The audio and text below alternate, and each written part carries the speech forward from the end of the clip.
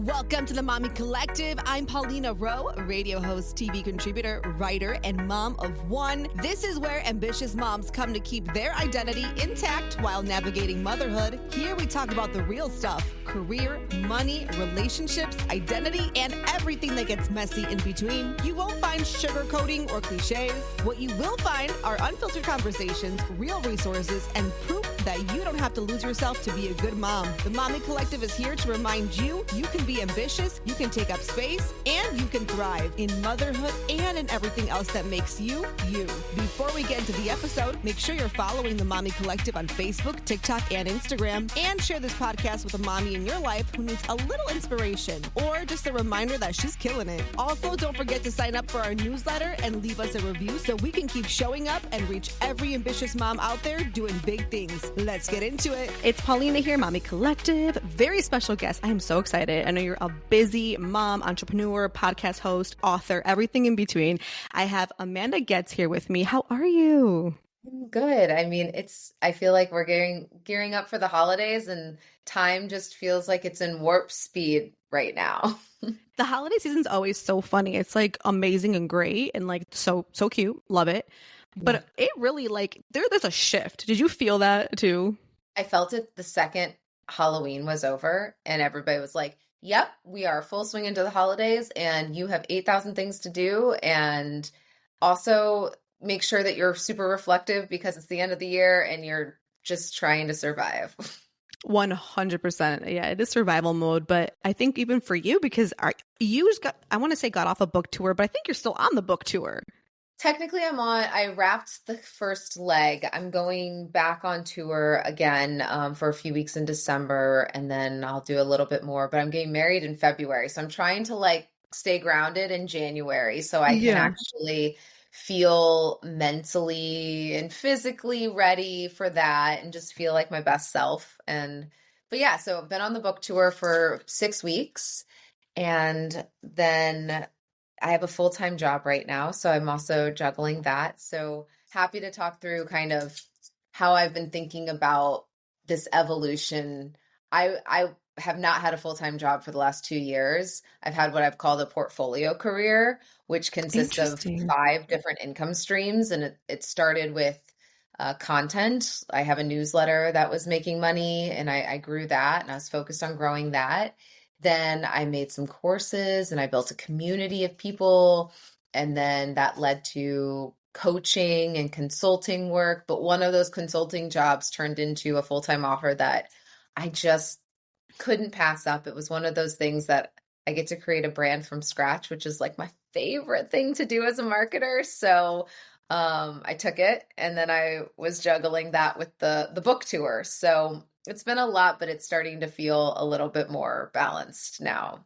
100%. Well, good. I'm happy you're finding that balance, because I think no matter what, when life, throws projects at you, it might be a little bit of a challenge at first, but I think, as moms, as women, we come back. We come back stronger. We really do take pride in our work. I know you do for sure. And on top of all that, you said you're a mom of 3. I've got 3 kiddos. 3 kiddos. Yeah. They're not so little anymore, though. I got a junior high, so we're 12, 10, and 8 over here. Okay. And during the preteen years. But I think it's important, especially for ambitious women, to understand. I had a mom recently say to me, I could never leave my kids for that long, when I was going on my book tour.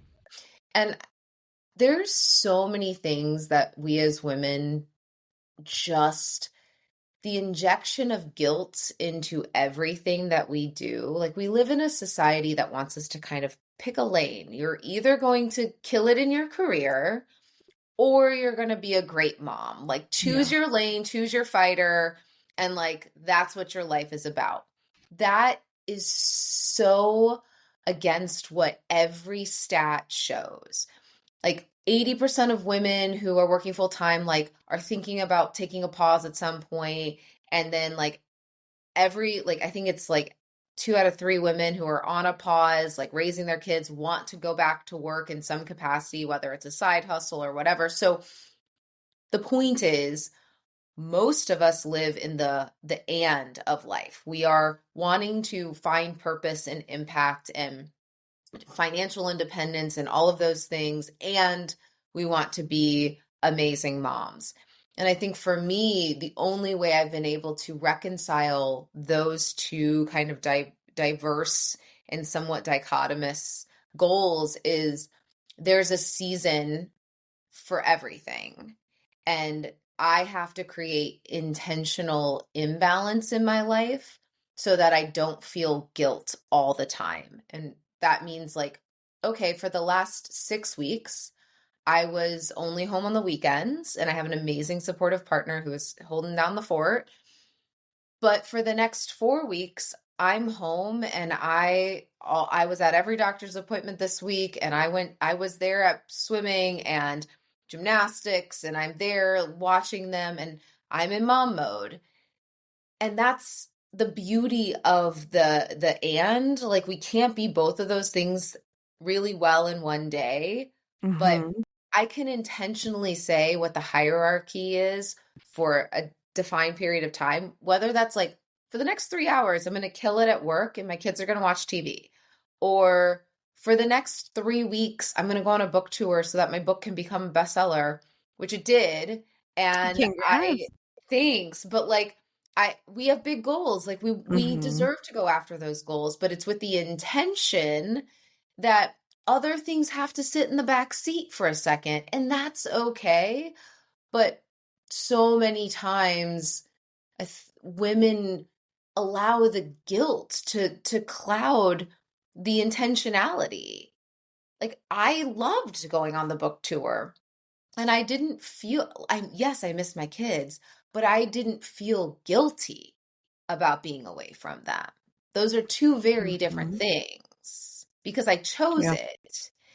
And so that's the piece that I think we're missing from this very nuanced conversation. And it's the only pathway to alleviating the guilt that is just shrouding everyone. 100%. And I'm really sorry that a mom felt comfortable enough to tell you that, because first and foremost, like, we don't need to just say things like that to one another. And I get personally very triggered by that, because to me, I just see it as like, A, was that necessary? But number two, I'm almost like, what are you projecting onto me? Because if I'm content, right? If I'm happy with my choice, my Yeah. kids are good too. Like, we are good over here. I just want to know why people feel like the need to do that or say stuff like that. The impulsive judgment, we all, I think, experience it in different ways, right? Mhm. And what I invite people to do in those moments is to get curious about what script they're currently reading from, because it's not usually the adult conscious version of you. Like, I'll give you another example. I was talking to a woman, it was actually on a podcast, and she was saying how every year for her birthday and Mother's Day, she leaves her family and she goes and checks herself into a hotel. And I remember having this little like bubbled up like judgment. And I Mm. got curious about what from my past, or is it from society or culture or my family? Like, where is this narrative coming from that it sparked that feeling inside of me? And that's on me, not on her. She's doing her. And in fact, it was truly jealousy. I was like, oh, I want to do that. Like, because Mm. I know Mother's Day for me is a triggering holiday for a variety of reasons. Mhm. And I'm like, oh, I would love to just like go and just be like, no one needs me today. I'm going to go sit at a hotel and be in the spa all day. Like, that sounds great. But we have to stop ourselves because so much of the internalized kind of patriarchal narratives are just sitting so deeply below the surface that when they bubble up, we just are like, oh, that's just there. And we don't stop and say that shouldn't be there. Mhm. We should stop judging one another because, like I said, we're all sitting in this messy middle. So one person's season of growth and blossoming might be your season of going into the dirt and growing roots and not being shiny and blossoming, but we have to celebrate each other's seasons, and that's okay. Yeah, I'm like a fairly new mom. So for me, I think the big conversation that I think is a little similar maybe to that experience that you had. And I hate this argument. I hate this conversation, but I see it all the time because I'm kind of still new in it. And I have friends who fall into this too. But it's like the stay-at-home mom versus working mom argument, debate, whatever you want to call it. I don't even know what to call it because it's not a debate. It's not an argument. It's hard for everybody. Every single mom, it is hard. It doesn't matter what you're doing. You can be Bozo the Clown. I'm sure Bozo the Clown was a mom. It would be hard for him too. You know what I mean? And I just feel like that reminds me of that because it's like the judgment, right? You'll hear a mom say something, or maybe this mom has this and that. And it's, to me, I just see it as like the grass truly is not greener on any side, regardless of any situation. Like you mentioned, the going to the hotel, right, on Mother's Day, which sounds beautiful. I'm not going to lie. Personally, I would love that, to be able to just get away from for a little bit, go to the spa and just like, scroll on my phone and just be like away for a little bit and not have to like think and do much. But for that whole conversation that I see a lot, especially on TikTok or wherever, even in real life, I just feel like, why are we judging one another? Why are we doing this? Like, we are all in it. This is hard for everyone. I do think a lot of it is the projection piece, right? Mm-hmm. You nailed it, where when someone says, "Oh, it must be nice," Ooh. insert blank, right? Must be nice to go travel and be away from your kids for that long, or must be nice to not have to drop off your kids and run right into meetings. Like, we can fill in those blanks until we're blue in the face.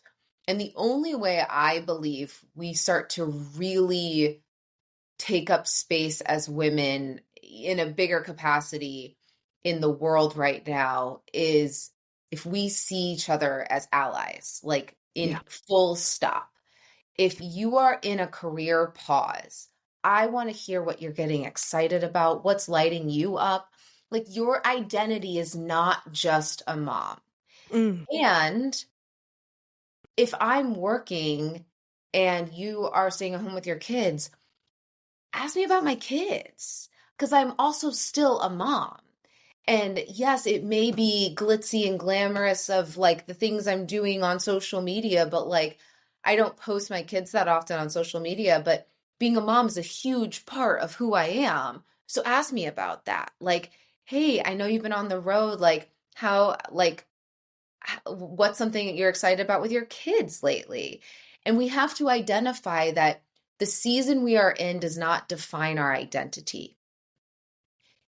If you are in a stay-at-home mom season, or your caregiver character is leading the movie of your life, that's not the only part of you. And that's what my book is literally all about, which is we all have these different characters inside of us that make up the movie of our life.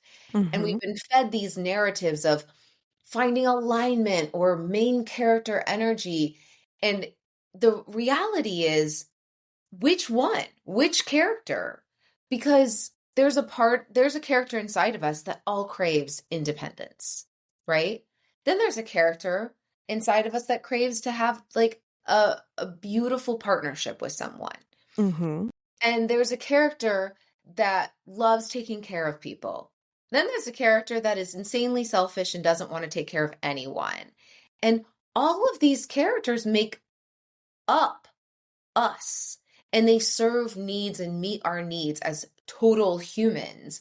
And many times I can't find alignment between them. So I have to honor that diversity and complexity, give different parts of me permission to enter the movie, or audit and see which characters have been written off. Like, I talk to so many new moms or moms who have placed the role of caregiver as kind of the main character in their movie.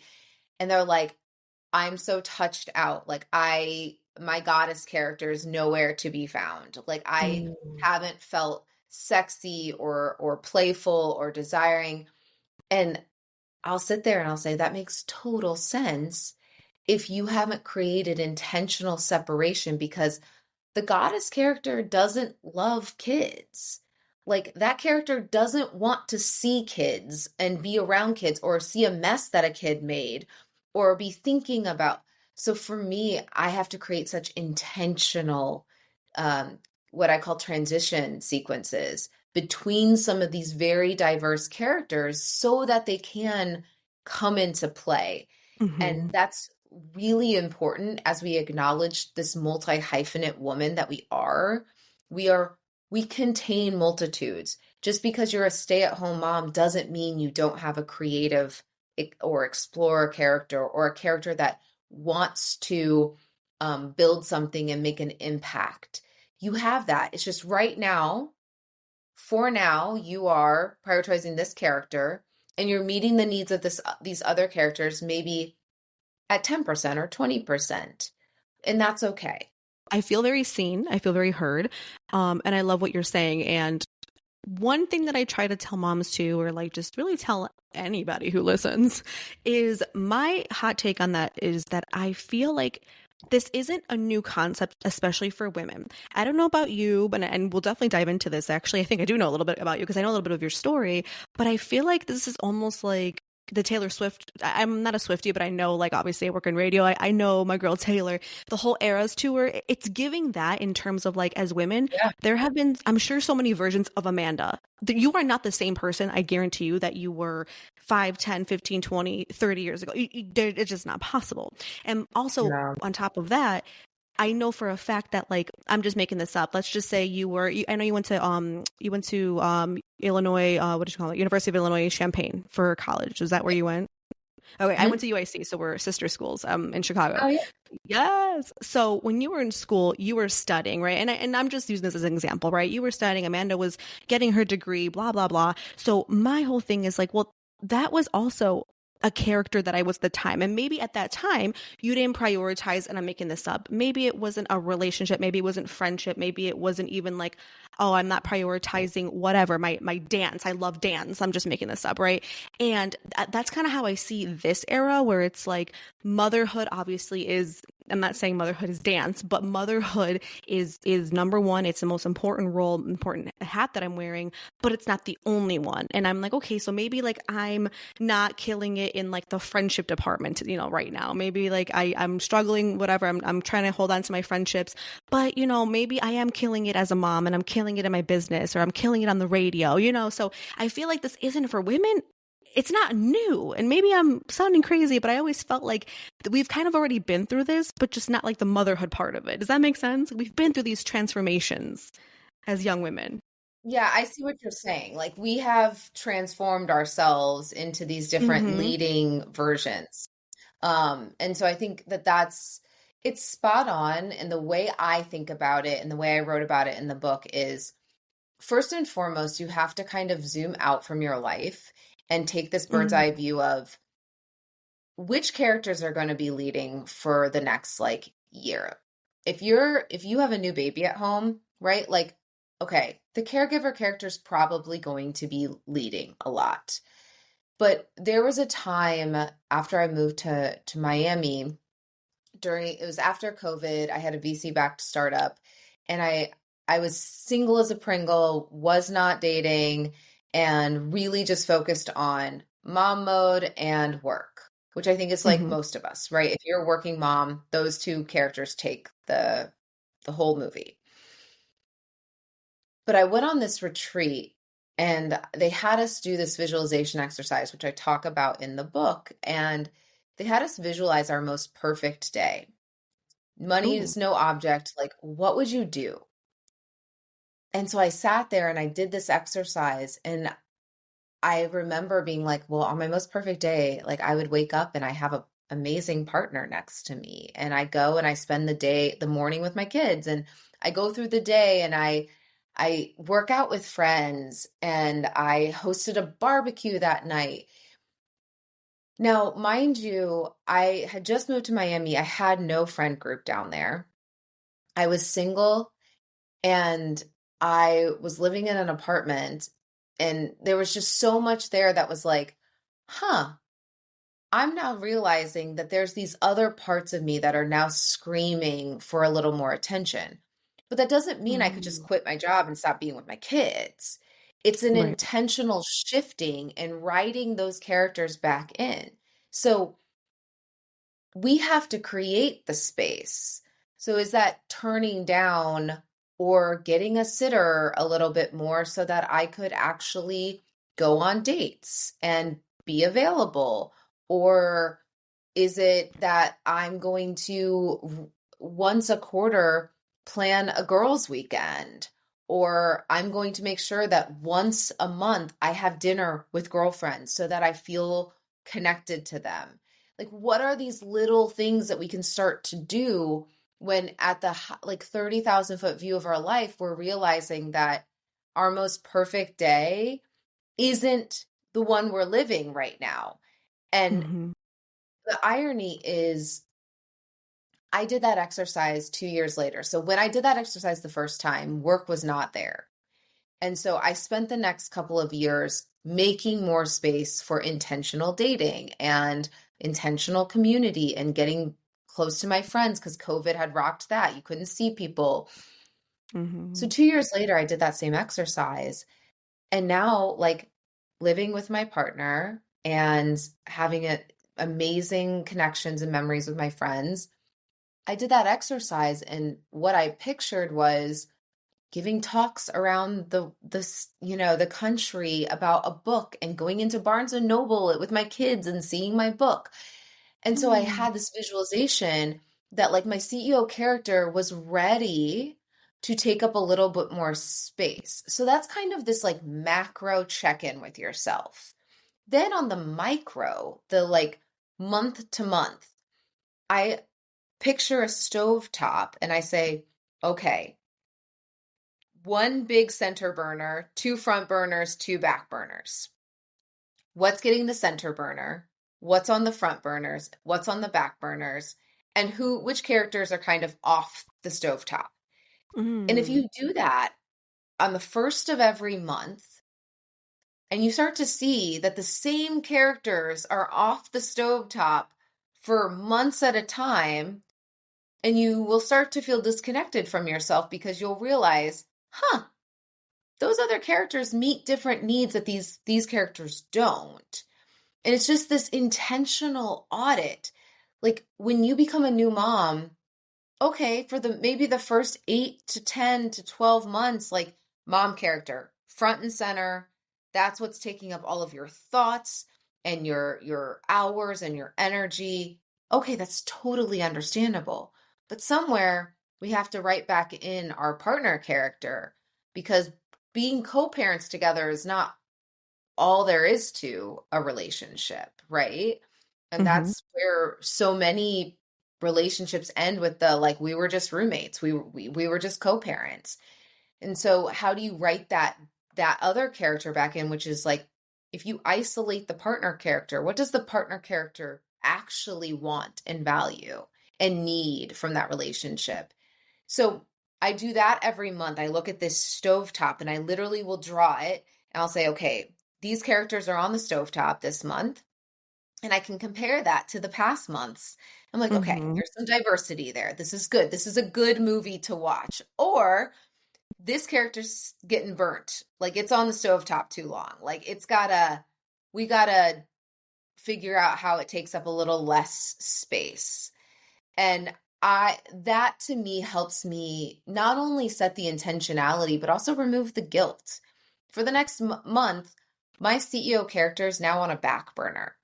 So I'm not gonna go above and beyond and wake up at 5 a.m. to write every day or to, push myself and send the extra emails and the extra networking opportunities. Like I'm saying no to a lot of things because my caregiver character, my Mm-hmm. partner character, and my health and wellness character are now all taking the bigger burners.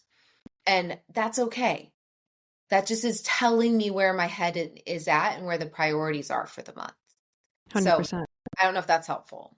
Extremely. And it's kind of brilliant too. I think it's a new way to look at it. And I know I personally hate the term like having it all because I never, first of all, believed that a day in my life, like ever. I never was like a have it all girl. I was just always like, I'm going to have what I can handle kind of girl.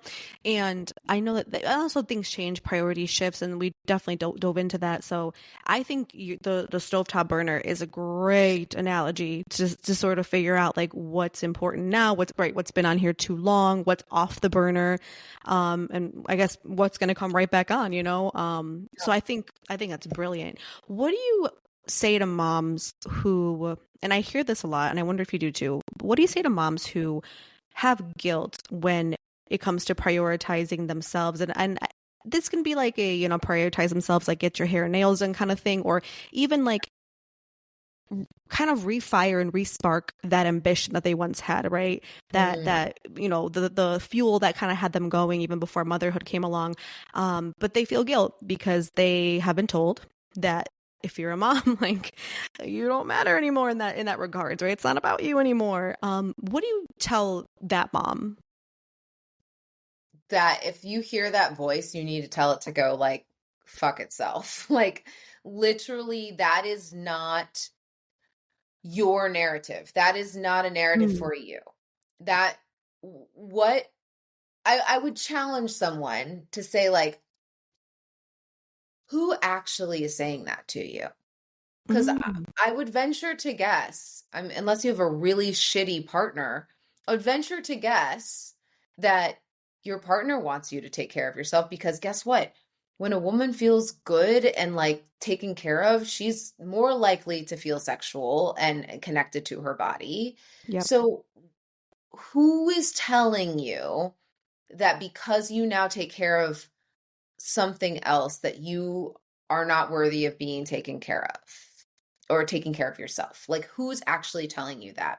And I would venture to guess that this is some subconscious programming that you were fed, whether it's, and I talk about this in the book, it's like, what script is that character reading from? Is it the script that society gave you? And there are studies that show that what we are shown from media when we are imprinting, so ages 3 to like 10, Hmm. that's a narrative that's in our head. So think about, if you're listening, what shows what were on the TV or what media you consumed. For me, it was very much the like dad works, mom's home, and Mm. like all the TV shows were kind of nuclear family and submit to your husband type of thing, right? So when I married and had someone that I quote unquote was taking care of, and then had kids with that person, and now I'm taking care of him and the kids, like no wonder I was so resentful, because now I didn't set myself up. I was reading from a script that someone else gave me, not the one that ambitious Amanda that has a full-time career, unlike all those women in those TV shows. Like, so what script are you reading from? And the other thing I'd say about guilt is an emotion. Emotions are valid and they come and go, but they Hmm. shouldn't. It's what you do with the emotion that matters. You may feel so guilty getting a babysitter and leaving your kid to go work out and go to the whatever, get your hair done, whatever. You may feel guilty. That's not going to stop you from doing it, because you know that it's just as important. So guilt Mm. shouldn't stop you or change your behavior. And I am just such a firm believer, as now, someone that's gone through divorce, and I only have my kids now 50% of the time. We have 50-50. I can tell you that it is not about the quantity of time that you spend with your kids, because I've read the books on all divorces. Like, it is truly about the quality and the emotional connection. So if you're stressed the fuck out all the time around your kids, that's not emotional connection and quality. So you have to take care of yourself if you want to feel connected to your kids, feel connected to your partner. And to me, that's like, it just, when I hear that, I'm like, I'm being a great mom by taking care of myself, because I know that I can be in my silly present mom mode because I expended energy and I went to the gym and I feel good and now I can like settle in and rest with them. But I just think that these narratives are most likely given to us, not written by us. That's really real. Yeah, I gotta fill my cup before I really fill anybody else's, and that's just how I feel, and I feel zero guilt for that. I did at one point, I'm not gonna lie. I was like, oh my God, like, whatever, who am I? And I'm slowly getting back on the train for certain things, like working out, stuff like that. Like, obviously I was always like, oh my God, no, I can't work out. Like, there's laundry to be done, like whatever, right? I'm not leaving the baby, even though my treadmill's in the garage, so it's not like I'm going far, but I was always coming up with excuses, and I'm done. I know when I feel my best, and I'm done. And also full transparency too, like you mentioned, kind of like where we see these stereotypes, or like these subconscious, like, right, pictures or images, right, of family nuclear dynamics.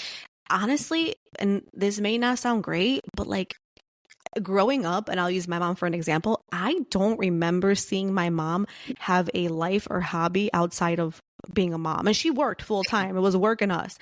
But that was it. And like, no shade, no tea, but I was like, I don't like, I know what brings me joy and happiness. And I don't know. I just feel bad saying it, but it's the truth, Same. And I don't feel bad saying it because I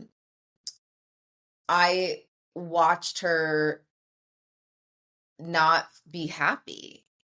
Like joy was not a present emotion a lot of the time.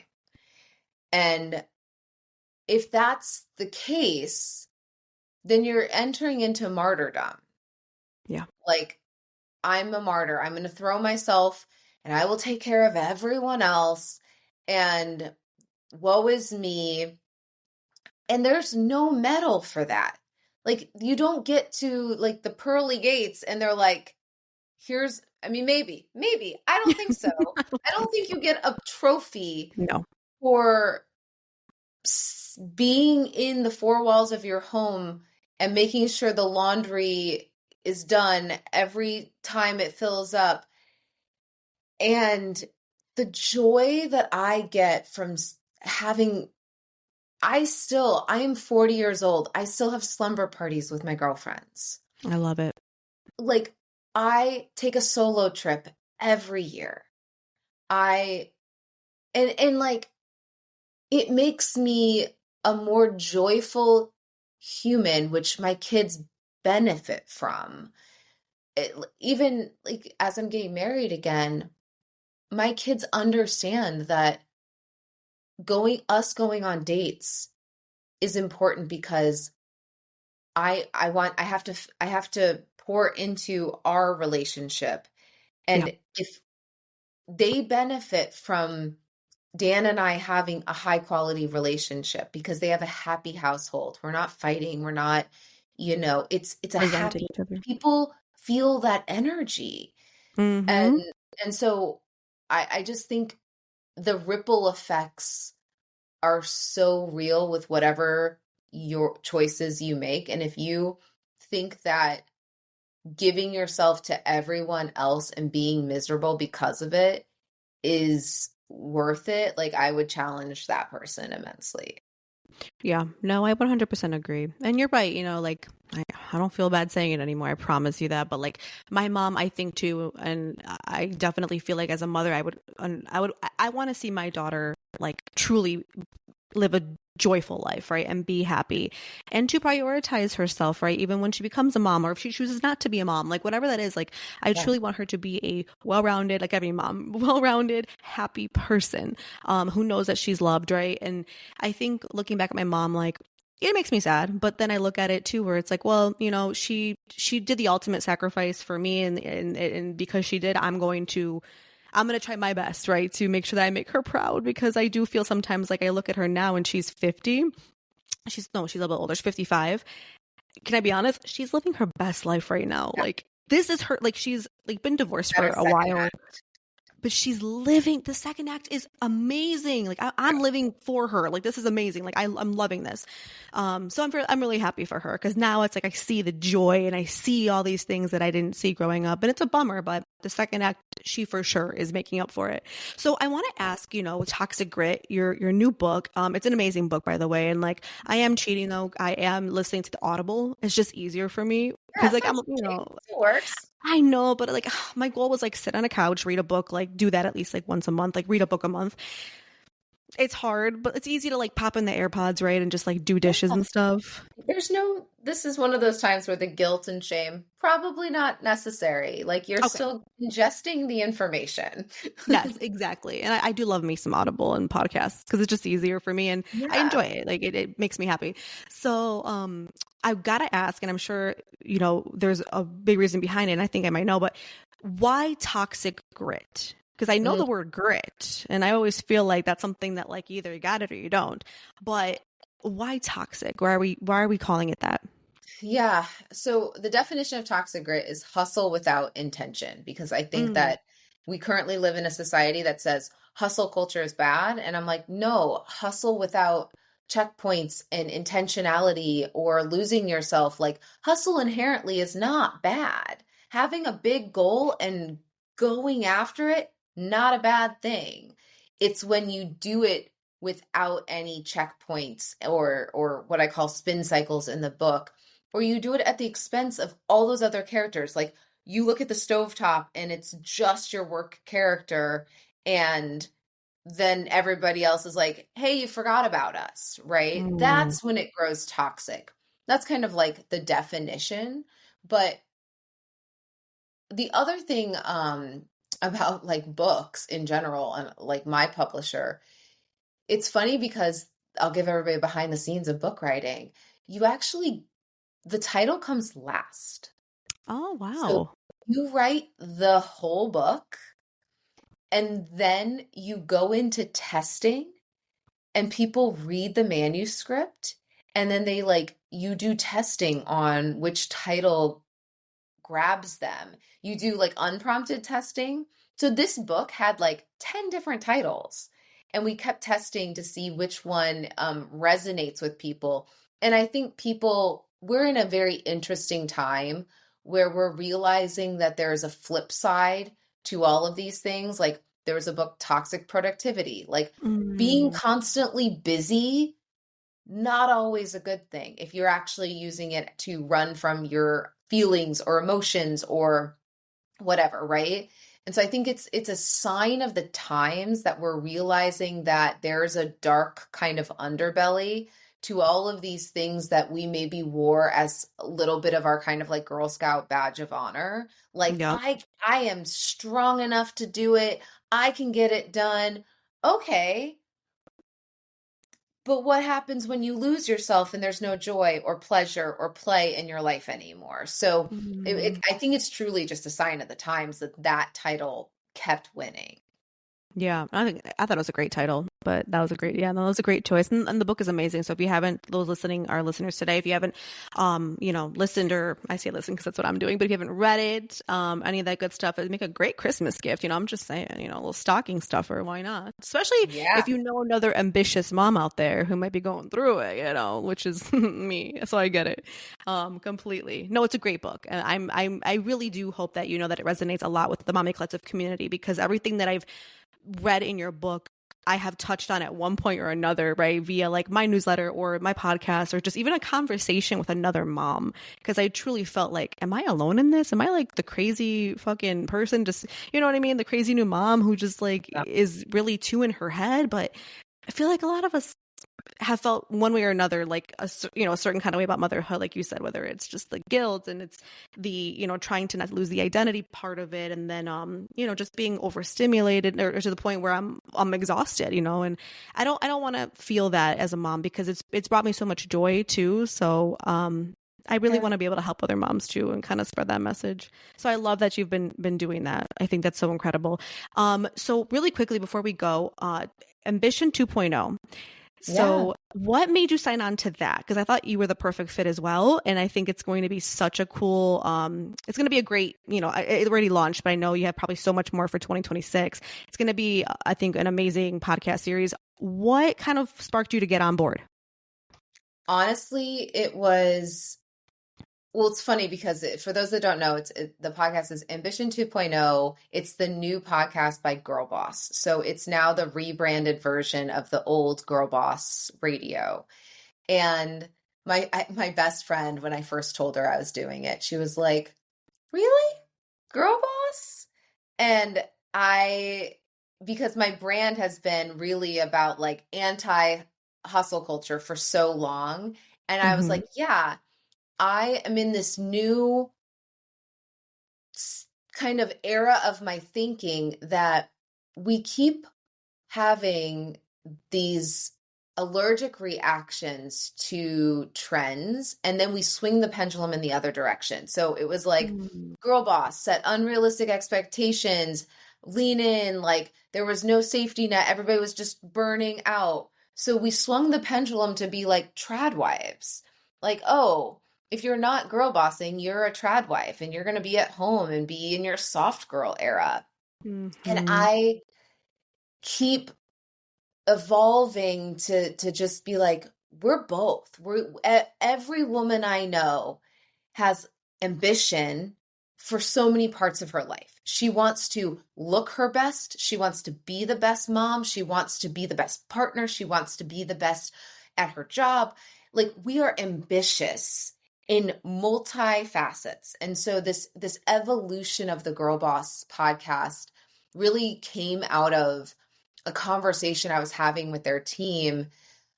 The real story is, in January, when everything happened with the election, I had this kind of like bubbling up inside of me where I'm like, I need to what can I do to remind women that we are in this together, that we are powerful, Mm-hmm. that we need to take up more space, and that the answer is not to just go be a trad wife. Like, that we contain multitudes, and that being a girl boss isn't bad. Mm. Hustling isn't bad. It's when you don't have these other things. And so these are the conversations that we're unpacking in this and obviously calling it Ambition 2.0. It's like, this is the next evolution of what it looks like to be a multi-hyphenate woman who's ambitious about a lot of aspects of her life. I love it. I love it. I don't miss an episode. And you have a really great lineup too of guests coming on. And I mean, you're a great interviewer. So tune in, Ambitious 2.0. You can get that wherever you listen to podcasts. And then where can we get a copy of your book? If there's a place that you recommend, obviously, I'm assuming Amazon, all that good stuff too. Everywhere books are sold. Like, shout out to local bookstores. Like, I Mhm. highly recommend, like, if any of this resonates with you, shopping local, it means so much to small business owners. I had at our book launch event, I remember I was like, I could have just, ordered bulk from a big retailer, but instead I had the Astoria bookshop come in and set up a little shop, and it meant so much to them. They could sell 40 books in a night, and Wow. that was like, that's meaningful to a small bookshop owner. So if you can have, they'll order it for you, but it's everywhere books are sold, Amazon, Target, Barnes and Noble, all of the places. And yeah, Awesome. it's a book about creating space for all parts of yourself in your life. Absolutely. And it couldn't come at a better time. You know what I'm saying? End of the year, about to be Yeah. a whole new year. I know a lot of us, I don't know if you're like woo woo like me, but I'm a little manifestation queen. Oh, So yeah. I knew you would be. And, we're getting ready for the next year. So this is, I think, a great book to kind of kick that off if you've got big goals for the new year, especially. Yeah. Yep. I love it. Amanda, you're amazing. And where can we follow you on social media? I'm spending a lot more time on Instagram these days. So the Amanda Goetz on Instagram. If you're on LinkedIn, find me there as well. Those are kind of like the two platforms I'm chilling out at. Love it. Amanda, thanks for being here with us today. Thank you. Amanda, you're the bestest. Can we do a quick photo if that's okay? Yeah, I look like crap. I'm sorry. Okay, so I got a Brazilian blowout. Love, but I can tell it's kind of like going away now because I'm like, ooh, the frizz is back. I'm like, Oh, oopsies. do you have curly hair? Yeah. So they kind of made it straight, I guess. Well, as straight as it can be. I'm getting my But hair anyway. colored tomorrow, and so I'm like, I don't want to wash Oh, it because they're just gonna put stuff in it. I don't want it to be dry, so like just like trying to